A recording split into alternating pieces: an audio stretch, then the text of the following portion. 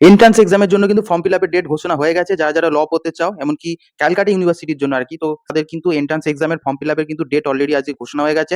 যেটাকে বলা হয় CULET এক্সাম। তো এই এন্ট্রান্স এক্সামের ফর্ম ফিল আপের ডেট হচ্ছে মানে আগামীকাল থেকে শুরু হচ্ছে।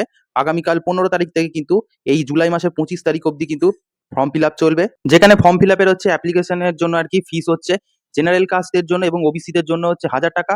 আর তোমরা যদি SC ও ST ক্যাটাগরি থেকে যদি থাকো তাহলে তোমাদের জন্য কিন্তু থাকবে হচ্ছে 500 টাকা। এখনো পর্যন্ত এন্ট্রান্স এক্সামের জন্য যে ডেট সেটা কিন্তু এখনো ঘোষণা হয়নি বা ভেন্যু কিন্তু এখনো পর্যন্ত কিছু ঘোষণা হয়নি। খুব শীঘ্রই হয়তো 7 কি 8 দিনের মধ্যে হয়তো ঘোষণা হয়ে যাবে।